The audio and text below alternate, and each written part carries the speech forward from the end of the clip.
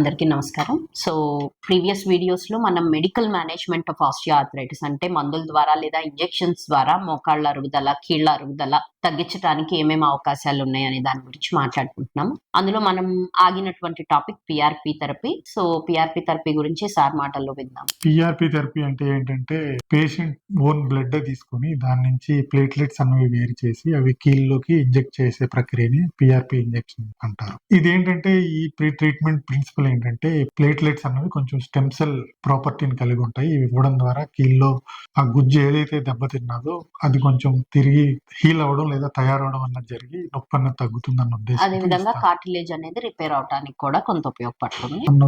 ఇది ఇవ్వడం జరుగుతుంది. అయితే ఇది ఏంటంటే ప్రస్తుతం ఉన్న ఎవిడెన్స్ లో ఇది లెవెల్ 1 ఎవిడెన్స్ అయితే ఈ ట్రీట్మెంట్ కి అయితే లేదు. చాలా మంది వైద్యులు దీన్ని ట్రై చేస్తున్నారు. కొంతమందిలో రిజల్ట్స్ బాగున్నాయి, కొంతమందిలో రిజల్ట్స్ అంత సాటిస్ఫైడ్ గా లేదు. ఇది ఎర్లీ ఆర్థరైటిస్ లో ఈ ట్రీట్మెంట్ చేయడం ద్వారా కొంత బెనిఫిట్ ఉందని మనం ప్రూవ్ చేయొచ్చు. అయితే కొంతమందిలో మనం రీసెంట్ గా వింటున్నాము. సో, కొంతమంది డాక్టర్స్ చూసి ఇది స్టేజ్ 4 ఆర్థరైటిస్ అండి, పూర్తిగా అరిగిపోయింది, ఆపరేషన్ కి ఖచ్చితంగా వెళ్లాల్సి ఉంటుంది అని చెప్తున్నారు. అటువంటి వాళ్ళలో ఇటువంటి పీఆర్పీ థెరపీకి ఏమన్నా రోల్ ఉందా? లైక్ ఆపరేషన్ కి వెళ్లకుండా పీఆర్పీ థెరపీ అనేది స్టేజ్ 3, స్టేజ్ 4 ఆర్థరైటిస్ అంటే దాదాపుగా 90-100% అరుగుదల వచ్చేసిన వాళ్ళకి ఇది ఉపయోగపడుతుందా? అడ్వాన్స్డ్ ఆర్థరైటిస్ వచ్చినప్పుడు మోకాల్లో కార్టిలేజ్ పూర్తిగా దెబ్బతింటుంది.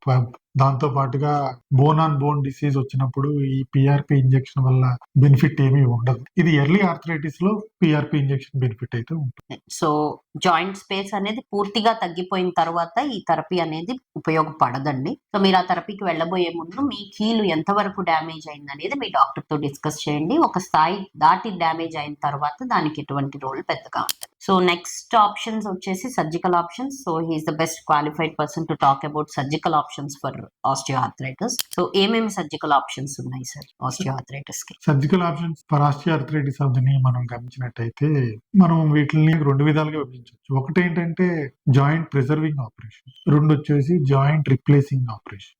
జాయింట్ ప్రిజర్వింగ్ ఆపరేషన్స్ ఏంటంటే మోకాలు చుట్టూ ఉండే ఎముకల్లో ఆస్టియాటమీ అంటే బోన్ బ్రేక్ చేసి దాన్ని అలైన్ చేయడం ద్వారా మోకాలు ఉన్న నొప్పి తగ్గించడం, తద్వారా మోకాలు మార్పిడి ఆపరేషన్ వాయిదా వేయడం లేదా పూర్తిగా అవసరం లేకుండా చేయడం అన్నది ఈ ట్రీట్మెంట్ యొక్క ప్రిన్సిపల్.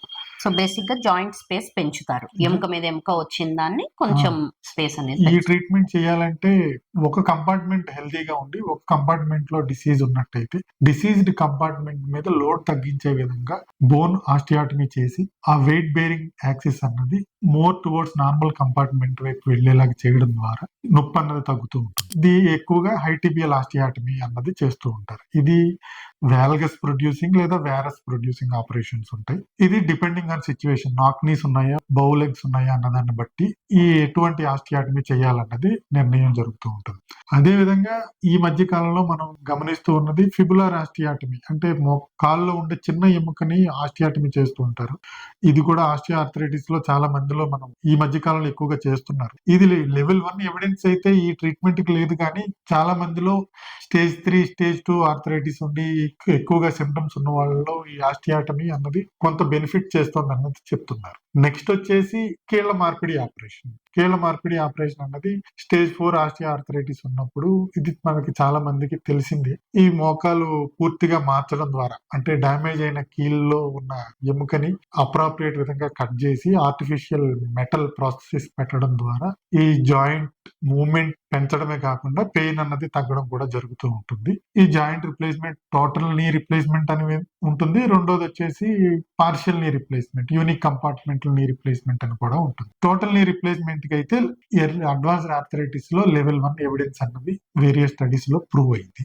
నెక్స్ట్ వచ్చేసి పాలియేటివ్ ట్రీట్మెంట్స్ ఏముంటాయంటే ఎవరైతే పేషెంట్స్ ఆపరేషన్ చేయడానికి వారి ఆరోగ్యం సహకరించతో వేరే ఇతరత్ర ఆరోగ్య సమస్యల వల్ల, కార్డియాక్ సమస్యలు లేదా వేరే ఆరోగ్య సమస్యల వల్ల వాళ్ళకి మోకాలు మార్పిడి ఆపరేషన్ అన్నది కుదరలేనప్పుడు ఈ మోకాలు చుట్టూ ఉండే నర్వ్స్ ని అబ్లేట్ చేయడం ద్వారా మోకాలు నొప్పి అన్నది కొంతవరకు ఉపశమనం పొందుతారు. దీన్ని ఏంటంటే కూలిఫ్ ప్రొసీజర్ అంటారు. ఇదేంటంటే thermal radio frequency ablation of the genicular nerve around the knee. ఈ ప్రక్రియ ఈ మోకాలు చుట్టూ 3 పాయింట్స్ లో చేస్తారు. ఇదేంటంటే మోకాలు తొడ ఎముక లోపల భాగం, బయట భాగం మరియు కాలి ఎముకలో లోపల భాగంలో జెనిక్యులర్ నర్వ్ అబ్లేట్ చేస్తారు. థర్మల్ రేడియో ఫ్రీక్వెన్సీ అబ్లేషన్ అంటారు. ఇది చేయడం ద్వారా ఏంటంటే మోకాలు నొప్పి నుంచి కొంతవరకు ఉపశమనం కలుగుతుంది. ఇది సంవత్సరం నుంచి 2 సంవత్సరాల దాకా పనిచేస్తుందని కూడా చెప్తారు. సో బేసిక్ గా మోకాల నుంచి నొప్పి సిగ్నల్ ని మెదడుకి తీసుకెళ్లే నర్వ్ ని మనం దెబ్బతీస్తున్నాం. సో ఏంటంటే బ్రెయిన్ కి మనకి నొప్పి ఉంది అన్న ఇన్ఫర్మేషన్ అందకుండా ఉంటుంది.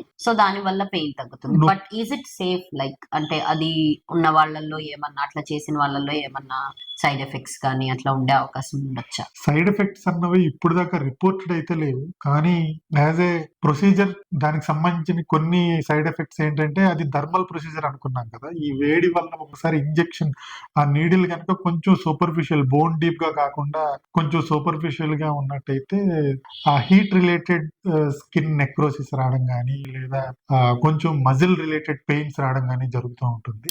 రేర్ గా చార్కోట్ జాయింట్ అంటారు, నరాలకు సంబంధించిన జాయింట్ కి సంబంధించిన నరాలు మనం దెబ్బతీస్తున్నాం కాబట్టి చార్కోట్ జాయింట్ వస్తుంది అన్నది థియరిటికల్ రిస్క్. కానీ ఇప్పుడు దాకా ఈ ప్రొసీజర్ అనేది గత 10-15 ఏళ్లుగా చేస్తున్నారు, ఎవరికి అయితే ఈ చార్కోట్ జాయింట్ రావడం అన్నది అయితే జరగదు. ఇంకో ఇంపార్టెంట్ పాయింట్ ఏంటంటే ఈ రేడియో కూలిఫ్ ప్రొసీజర్ అన్నది కొంతమంది మోకాలు మార్పిడి ఆపరేషన్ అయిన తర్వాత కూడా వాళ్ళకి పూర్తిగా నొప్పి తగ్గలేదని చెప్తూ ఉంటారు. ఇంకా మోకాలు చుట్టూ ఉండే నొప్పి కొంత ఉంది, అది కొంచెం ఇబ్బంది పెడుతుందని అంటుంటారు.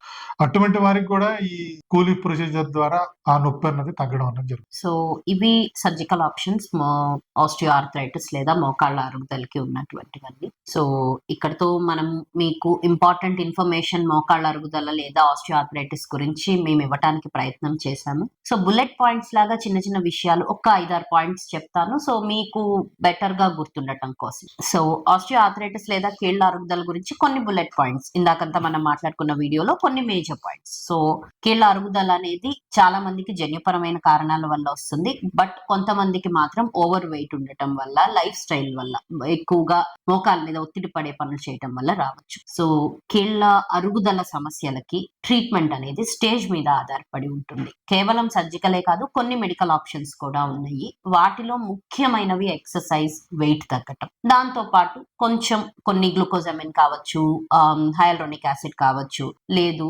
అప్పుడప్పుడు అవసరమైతే ఇంట్రాఆర్టిక్యులర్ స్టెరాయిడ్ ఇంజెక్షన్స్ కావచ్చు తీసుకోవచ్చు. సో సర్జికల్ ఆప్షన్స్ లో మనం విన్నటువంటి సర్జికల్ ఆప్షన్స్ లో మోస్ట్ ఇంపార్టెంట్ సర్జికల్ ఆప్షన్స్ మనకి అవైలబుల్ ఉన్నది. ఒకటి టిబియల్ ఆస్టియోటమీస్ ఆర్ ఫిబ్యులార్ ఆస్టియోటమీస్. బోన్ కట్ చేయడం ద్వారా బోన్ లో జాయింట్ లో స్పేస్ అనేది పెంచొచ్చు. Total knee replacement are partial knee replacement, అది అందరికీ పూర్తిగా తెలిసిన విషయమే. And one important and interesting, ఇది విన్నది మనం, కూలిఫ్ థెరపీ. సో నర్వ్ బ్లాక్ అనేది ఇవ్వటం వల్ల, నర్వ్ అనే దాన్ని దెబ్బతీయటం వల్ల ఆ మోకాలు నొప్పి అనే దాన్ని ఫీల్ అవడం అనేది మనం తగ్గించవచ్చు. సో మీకు ఏ స్థాయిలో కీళ్ళ అరుగుదల ఉందో అర్థం చేసుకోండి. దానికి తగ్గినటువంటి ఏమి ట్రీట్మెంట్ ఆప్షన్స్ ఉన్నాయో మీ డాక్టర్ తో డిస్కస్ చేయండి.